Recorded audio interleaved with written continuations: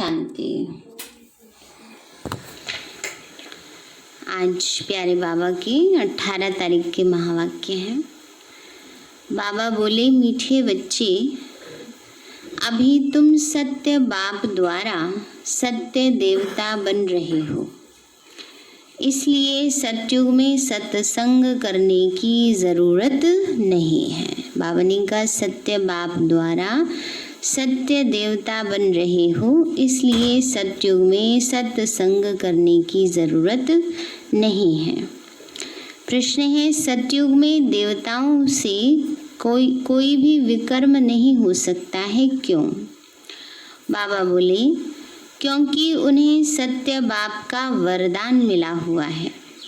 विकर्म तब होता है जब रावण का श्राप मिलने लगता है।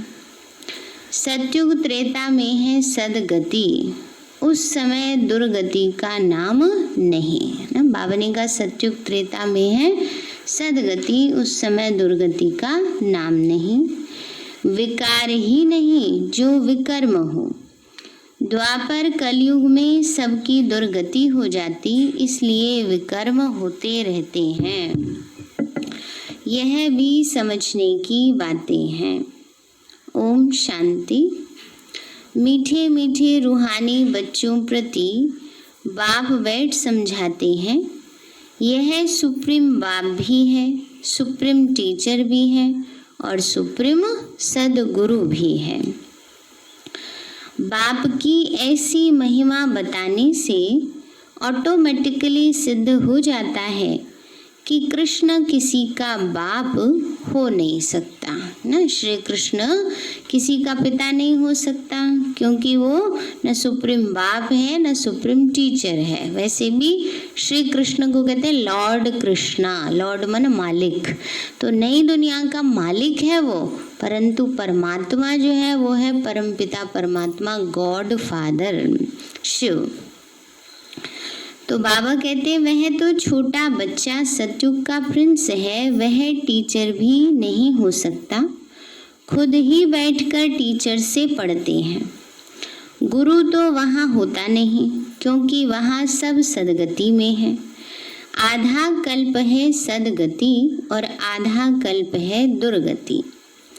तो वहाँ है सदगति, इसलिए ज्ञान की वहाँ दरकार नहीं रहती। नाम भी नहीं है, क्योंकि ज्ञान से 21 जन्मों के लिए सदगति मिलती है। फिर द्वापर से कलयुग अंत तक है दुर्गति। तो कृष्ण फिर द्वापर में कैसे आ सकता है, यह भी किसी को ध्यान में नहीं आता। एक एक बात बहुत ही गुह्य, एक एक बात में बहुत ही गुह्य राज भरा हुआ है, जो समझना जो समझाना बहुत ज़रूरी है। वह सुप्रीम बाप सुप्रीम टीचर है। अंग्रेजी में सुप्रीम ही कहा जाता है। अंग्रेजी अक्षर कुछ अच्छे होते हैं ना। बाबा ने कहा, अंग्रेजी में क्या कहते हैं, सुप्रीम बाप। तो बाबा कहते हैं अंग्रेजी अक्षर अच्छे क्लियर हो जाते हैं ना। सुप्रीम, ऊंचे ते ऊंचा, क्लियर है। तो बाबा कहते हैं, बच्चे जैसे ड्रामा अक्षर हैं, ड्रामा को नाटक नहीं कहेंगे। नाटक में तो अदली बदली होती है, यह सृष्टि का चक्र फिरता है, ऐसे कहते भी हैं। परंतु कैसे फिरता है, हूबहू फिरता है या चेंज होती है, यह किसी को भी पता नहीं है। कहते भी हैं, बनी बनाई बन रही, अब कुछ बनने नाहे, चिंता ताके कीजिए जो अनहोनी होए। तो ज़रूर कोई खेल है जो फिर से चक्कर खाता रहता है। इस चक्र में मनुष्यों को ही चक्र लगाना पड़ता है। अच्छा, फिर इस चक्र की आयु क्या है और कैसे रिपीट होता है, इसको फिरने में कितना समय लगता है, यह भी कोई नहीं जानते। इस्लामी, बौद्ध आदि ये सब हैं घराने। जिनका ड्रामा में पार्ट है। बाबा ने कहा इस्लामी, बौद्ध ये सब क्या है, घराने हैं जैसे। बाबा कहते क्रिश्चियन है ना, ये भी एक घराना ही समझ लो। जो क्राइस्ट के घराने वाले होंगे, क्राइस्ट के साथ आएंगी आत्मा। जैसे मुसलमान है सारे ना, तो बाबा कहते हैं बच्चे ये सब घराने हैं। तो बाबा कहते बच्चे इसको फिर जिसका ड्रामा में पार्ट है, तुम ब्राह्मणों की डिनास्टी नहीं है, ये है ब्राह्मण कुल है। बाबा ने कहा हमारी कोई राजा ही नहीं है, राजधानी नहीं है, ये तो हमारा कुल है। सर्वोत्तम ब्राह्मण कुल कहा जाता है, देवी देवताओं का भी कुल है। यह तो समझाना बहुत सहज है। सूक्ष्म वतन में फरिश्ते रहते हैं, वहाँ हड्डी मांस तो होता नहीं। देवताओं को तो हड्डी मांस है ना, तो ब्रह्मा सो विष्णु और विष्णु सो ब्रह्मा। विष्णु की नाभि कमल से ब्रह्मा क्यों दिखाया है? सूक्ष्म वतन में तो यह बातें होती नहीं, ना ही जवाहरात आदि हो सकते हैं। बाबा ने कहा बच्चे ना ही कोई जवाहरात आदि हो सकते हैं, है ना। बाबा कहते हैं ये नहीं कि सूक्ष्म वतन में कोई जवाहरात है, कोई सोने की ईंटें पड़ी है, कोई महल है, नहीं। एक बारी जैसे बाबा माया मच्छंदर का खेल की कहानी भी बताते हैं ना, कि उसको साक्षात्कार हुआ कि ऊपर में तो बहुत ढेर सोने की ईंटें पड़ी हैं। उसने सोचा नीचे तो बहुत कमी है सोने की, एक आधी उठा के ले चलूं। जैसे ही आँख खुली, नीचे देखा तो कुछ भी नहीं, है ना। तो बाबा ने कहा वहाँ का यहाँ थोड़ी आ सकता है, वो तो सब सूक्ष्म है। तो इसलिए ब्रह्मा को सफेद पोषधारी ब्राह्मण दिखाया है। ब्रह्मा साधारण मनुष्य बहुत जन्मों के अंत में गरीब हुआ। इस समय है ही खादी के कपड़े। वह बेचारे समझते नहीं कि सूक्ष्म शरीर क्या होता है। तुमको बाप समझाते हैं। वहाँ तो है ही फरिश्ते जिनको हड्डी मांस होता नहीं। सूक्ष्म वतन में तो श्रृंगार आदि होना नहीं चाहिए, परंतु चित्रों में दिखाया है तो बाबा उसका ही साक्षात्कार कराए, फिर अर्थ समझाते हैं। जैसे हनुमान का साक्षात्कार कराते। अब हनुमान जैसा तो कोई मनुष्य होता नहीं। भक्ति मार्ग में अनेक प्रकार के चित्र बनाए हैं। जिनका विश्वास बैठ गया है उनको ऐसे कुछ बोलो तो बिगड़ पड़ते हैं। फिर बाबा कहते हैं जो हनुमान की भक्ति करता हो, गणेश की करता हो, उसको कह दो ये तो भगवान ही नहीं है, ये तो कोई है ही नहीं, तो उसे तो बुरा लगेगा ही, है ना। तो इसलिए बाबा कहते हैं भी बड़ी युक्ति से समझाना है, ऐसे नहीं कि कोई ऐसे सीधे सीधे किसी को कह देना है। तो ऐसा कुछ बोलो तो बिगड़ पड़ते हैं। देवियों आदि की कितनी पूजा करते हैं, फिर डुबो देते हैं। ये सब है भक्ति मार्ग। भक्ति मार्ग के दलदल में गले तक डूबे हुए हैं, तो फिर निकाल कैसे सकेंगे? निकालना ही मुश्किल हो जाता है। कोई कोई तो औरों को निकालने के निमित्त बन खुद ही डूब जाते हैं। बाबा कहते हैं कोई दूसरों को ज्ञान सुनाने जाते हैं, पावन बनो, और चलते चलते खुद ही पतित बन जाते हैं। खुद गले तक दुबन में फंसते, अर्थात काम विकार में गिर पड़ते। ये है सबसे बड़ी दुबन माना दलदल। सतयुग में ये बातें होती नहीं। अभी तुम सत्य बाप द्वारा सत्य देवता बन रहे हो। फिर वहाँ सत्संग तो होते नहीं। सत्संग यहाँ भक्ति मार्ग में करते रहते हैं। समझते हैं सब ईश्वर के रूप हैं, कुछ भी नहीं समझते। बाप बैठ समझाते हैं। कलयुग में है सब पाप आत्माएं, सतयुग में होते हैं पुण्य आत्माएं। रात दिन का फर्क है। बाबा ने कहा इस समय सब क्या बन गए? पाप आत्माएं। और सतयुग में क्या है? पुण्य आत्माएं। कैसे पुण्य आत्मा बनेंगे? यहाँ की पाप आत्माएं ही ज्ञान लेकर श्रीमद् प्रमाण कर्म करके बाबा की याद से अपने पाप कर्म नष्ट करके पुण्य आत्मा बनती हैं। तो तुम अभी संगम पर हो, कलयुग और सतयुग दोनों को जानते हो। मूल बात है इस पार से उस पार जाने की। क्षीर सागर और विषय सागर का गायन भी है, परंतु अर्थ तो कुछ भी नहीं समझते। अभी बाप बैठ कर्म अकर्म का राज हमें समझाते हैं। तो कर्म तो मनुष्य करते ही हैं, फिर कोई कर्म अकर्म होते हैं, कोई कर्म विकर्म होते हैं। रावण राज्य में सब कर्म विकर्म हो जाते हैं, सतयुग में विकर्म होता नहीं, क्योंकि वहाँ है राम राज्य, बाप से वरदान पाए हुए हैं। रावण श्राप देते हैं, यह सुख दुख का खेल है ना। दुख में क्या करते हैं सभी,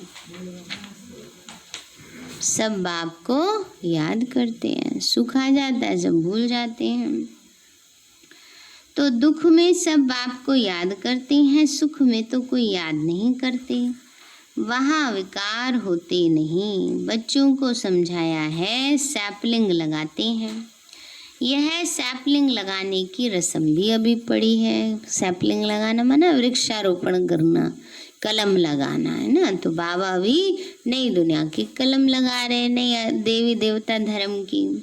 तो बाबा ने कहा सैपलिंग लगाना भी यहाँ से ही रस्म पड़ी है। वृक्षारोपण करना, सतयुग में तो इतनी ग्रीनरी होगी, हरियाली होगी, यहाँ पर लोगों को कहना पड़ता है पेड़ लगाओ, क्योंकि पेड़ काटते जा रहे हैं ना। तो बाप ने सैपलिंग लगाना शुरू किया है।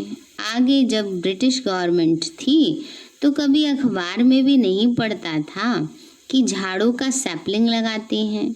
अब बाप बैठ देवी देवता धर्म का सैपलिंग लगाते हैं और कोई सैपलिंग नहीं लगाते।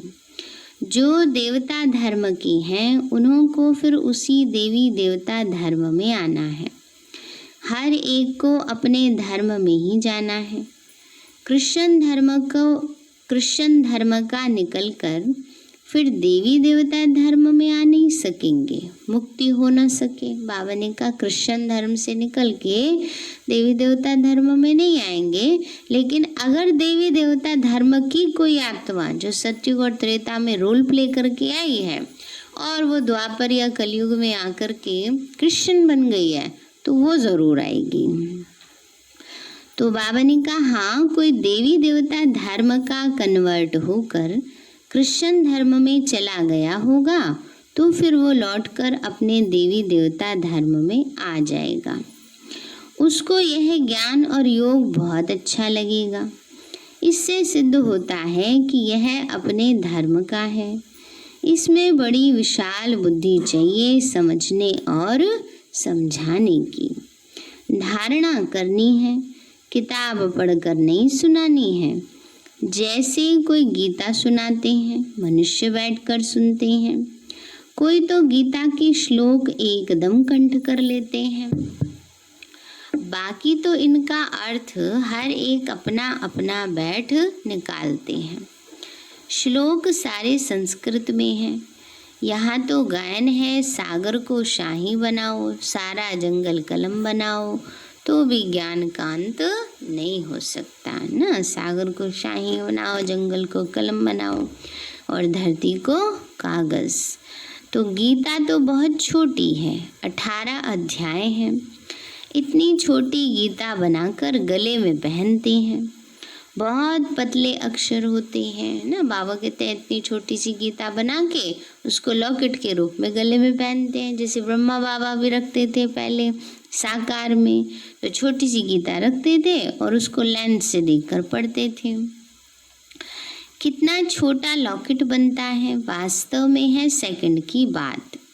बाप का बना जैसे कि विश्व का मालिक बना।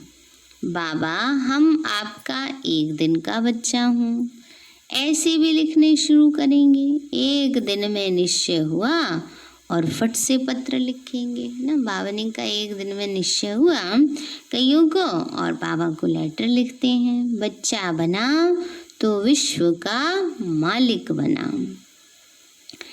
यह भी कोई की बुद्धि में मुश्किल ही बैठता है। तुम विश्व के मालिक बनते हो ना। वहाँ और कोई खंड नहीं रहता, नाम निशान ही गुम हो जाता है। कोई को मालूम भी नहीं रहता कि यह खंड थे। अगर थे तो ज़रूर उनकी हिस्ट्री ज्योग्राफी भी चाहिए। वहाँ यह होते ही नहीं, इसलिए कहा जाता है तुम विश्व के मालिक बनने वाले हो। बाबा ने समझाया है, मैं तुम्हारा बाप भी हूँ, ज्ञान का सागर भी हूँ। यह तो बहुत ऊंचे से ऊंचा ज्ञान है जिससे हम विश्व के मालिक बनते हैं। हमारा बाप सुप्रीम है, सत्य बाप, सत्य टीचर है, सत्य सुनाते हैं, बेहद की शिक्षा देते हैं, बेहद का गुरु है, सबकी सदगति करते हैं। एक की महिमा की तो वह महिमा फिर दूसरे की नहीं हो सकती, फिर वह आप समान बनाए तब हो सकते हैं। तो तुम भी पतित पावन ठहरे। बाबा कहते हैं बच्चे तुम भी पतित पावन ठहरे, है ना, क्योंकि शिव बाबा हम बच्चों को ज्ञान देते हैं, हम पावन बनते हैं, पावन बनकर औरों को भी पावन बनने का पुरुषार्थ कराते हैं। तो इसलिए बाबा कहते हैं सत्य नाम लिखते हैं, पतित पावनी गंगाएं ये माताएं हैं माताएं क्या हैं सभी? पतित पावनी गंगाएं हैं। शिव शक्ति कहो व शिववंशी कहो। शिववंशी ब्रह्मा कुमार कुमारियां हैं, शिववंशी तो सब हैं, बाकी ब्रह्मा द्वारा रचना रचते हैं तो संगम पर ही ब्रह्मा कुमार कुमारियां होते हैं। ब्रह्मा द्वारा अडॉप्ट करते हैं तो पहले पहले होते हैं ब्रह्मा कुमार कुमारियां। कोई भी ऐतराज उठाते हैं तो उनको बोलो यह प्रजापिता है, इनमें प्रवेश करते हैं। बाबा कहते हैं बहुत जन्मों के अंत में मैं प्रवेश करता हूँ। बाबा कहते हैं प्रजापिता ब्रह्मा, जिनके बहुत जन्मों के अंत में शिव बाबा प्रवेश करते हैं। दिखाते हैं विष्णु की नाभि से ब्रह्मा निकला। अच्छा, विष्णु फिर किसकी नाभि से निकला? तो इसमें एरो का निशान दे सकते हो कि दोनों ओतप्रोत हैं, माना एक दूसरे से ही निकले, है ना। ब्रह्मा सो विष्णु और विष्णु सो ब्रह्मा। कि इस समय साधारण तन में जब शिव बाबा प्रवेश करते हैं तो वो ब्रह्मा कहलाता है, और वही ब्रह्मा की आत्मा पुरुषार्थ करके क्या बन जाती? श्री नारायण विष्णु का रूप बन जाती। और वही नारायण की आत्मा जन्म लेते लेते अंत में आती तो वो ब्रह्मा कहलाती। इसलिए बाबा कहते हैं जैसे एक दूसरे से ओतप्रोत हैं। बाबा ने कहा ब्रह्मा सो विष्णु और विष्णु सो ब्रह्मा। यह उनसे वह उनसे पैदा हुई। इसको लगता है 1 सेकंड, उनको लगता है 5000 वर्ष। यह वंडरफुल बातें हैं ना, तुम बैठ समझाएंगे। बाप कहते हैं लक्ष्मी नारायण 84 जन्म लेते हैं, फिर उनके ही बहुत जन्मों के अंत में मैं प्रवेश करके यह बनाता हूँ। समझने की बात है ना, बैठो तो समझाएंगे कि इनको ब्रह्मा क्यों कहते हैं। सारी दुनिया को दिखाने के लिए चित्र बनाए हैं। हम समझा सकते हैं, समझने वाले ही समझेंगे, नहीं समझने वाले के लिए कहेंगे ये हमारे कुल का नहीं है।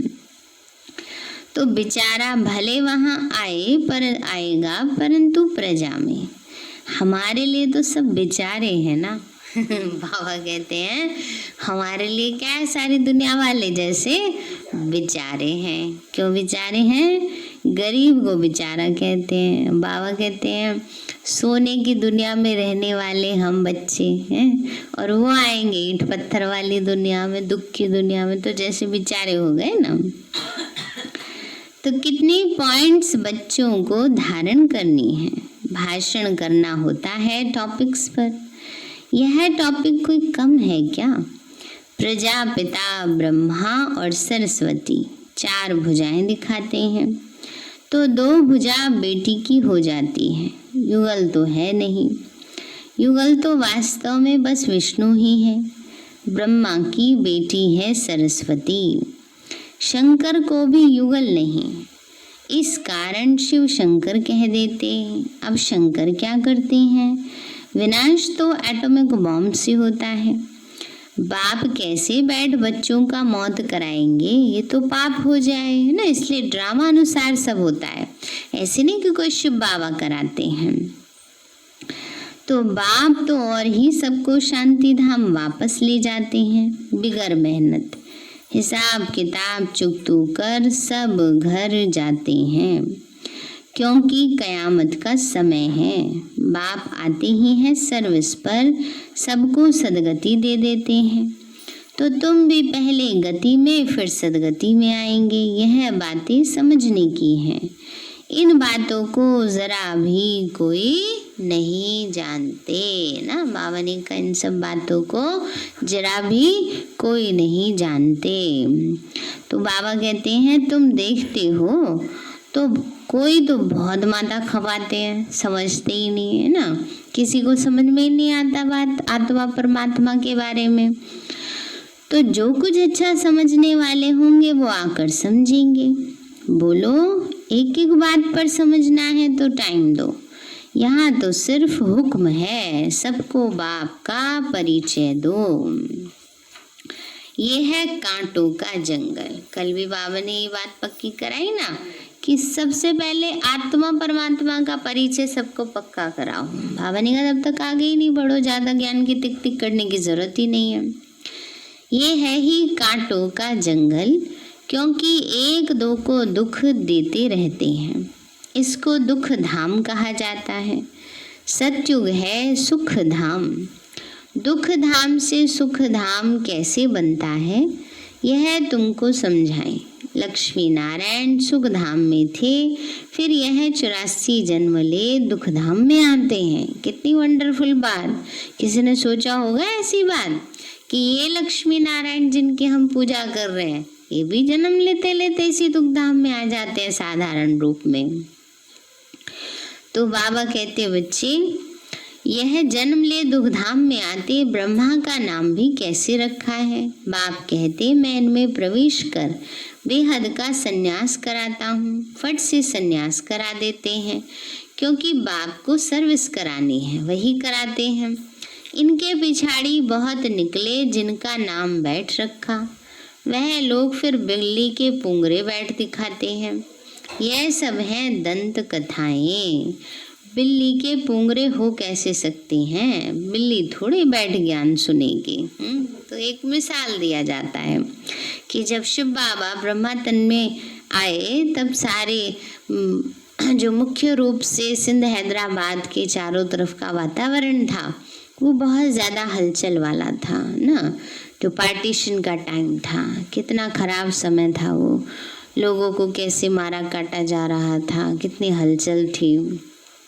लेकिन बाबा के बच्चों को बाबा की योग तपस्या में साक्षात्कार में बाबा ने इतना बिजी रखा कि बाहरी दुनिया का कोई प्रभाव नहीं आया। तो उसका ये मिसाल है। अब बाबा युक्ति बहुत बदलाते रहते हैं।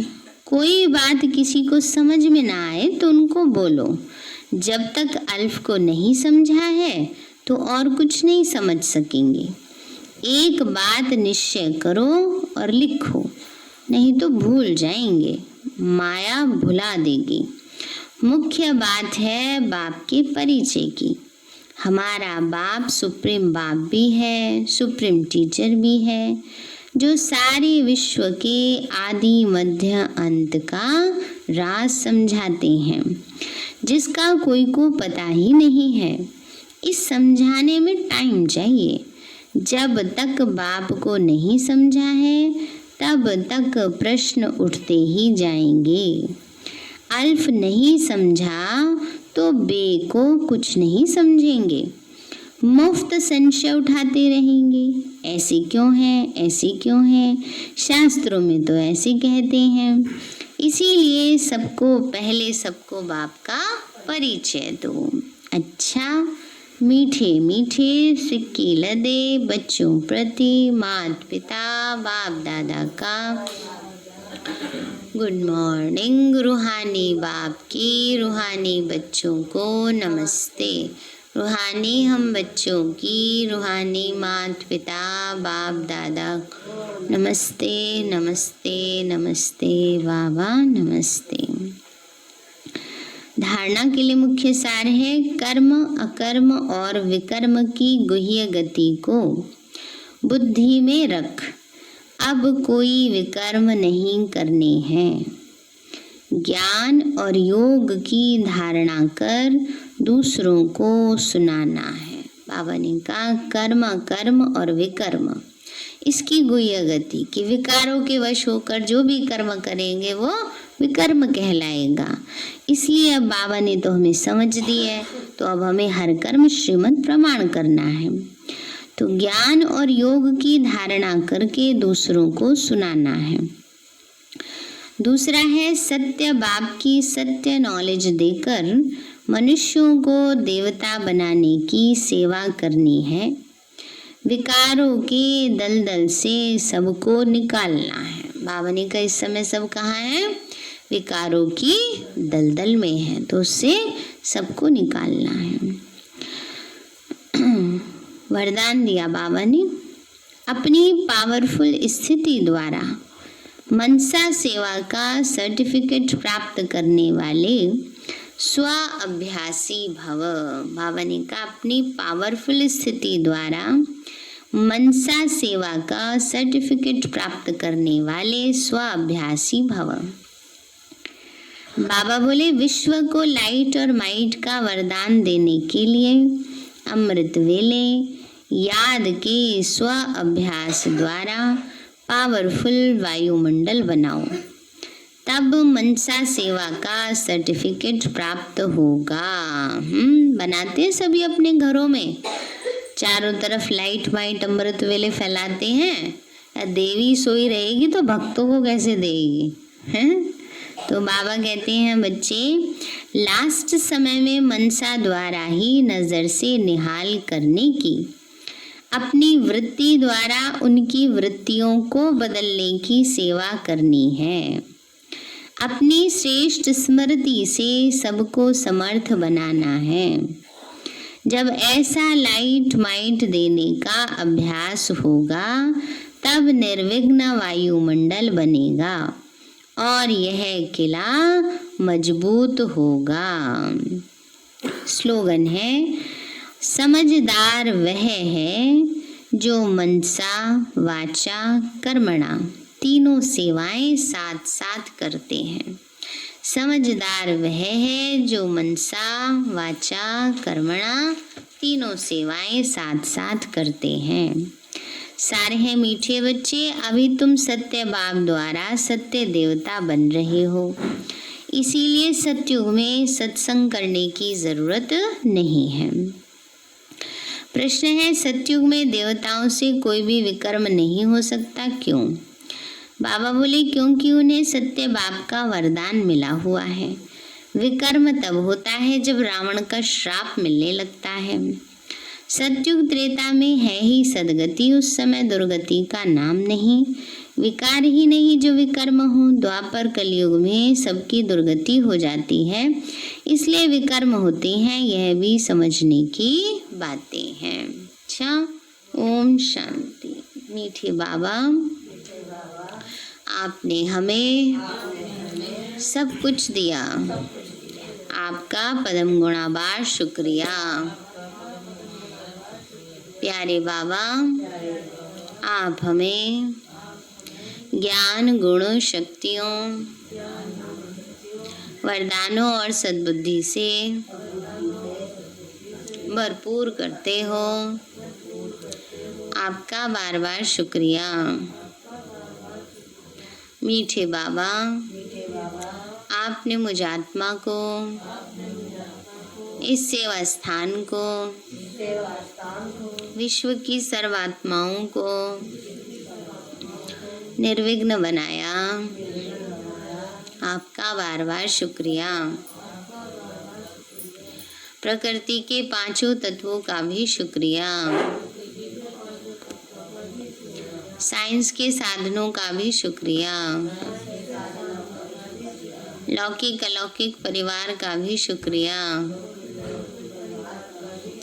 हे तन तुम्हारा भी शुक्रिया। विश्व की सर्वात्माओं का और ब्रह्मांड की सारी शक्तियों का सब प्रकार का सहयोग देने के लिए शुक्रिया। मीठे बाबा, मुझ आत्मा ने जाने अनजाने में जिन भी आत्माओं को मनसा वाचा कर्मणा दुख दिया है, मैं उन सभी से क्षमा चाहती हूँ। मुझे क्षमादान दिलाओ। और जिन आत्माओं ने मुझे दुख दिया है, विघ्न रूप बने हैं, मैं उन सभी को दिल से क्षमा करती हूँ। सबका कल्याण हो, सबको सुख शांति सद्बुद्धि मिले और बाबा के सेंटर की सेवाएं खूब बढ़ती जाएं। शिव बाबा से सारी शक्तियां मुझ आत्मा में समा रही हैं, पूरे शरीर में फैल रही हैं, पूरे घर में फैल रही हैं, पूरी कॉलोनी में फैल रही हैं, पूरे देश पूरी दुनिया में फैल रही हैं। सब प्रकार के वायरस नष्ट होते जा रहे हैं। मैं आत्मा परम धाम में चमकती हुई मणि हूँ। सतयुग में पावन देवताई शरीर में हूँ। मैं अष्टभुजाधारी देवी दुर्गा हूँ। विघ्न विनाशक गणेश हूँ। मैं बाबा की छत्र छाया में पलने वाली सर्वश्रेष्ठ ब्राह्मण आत्मा हूँ।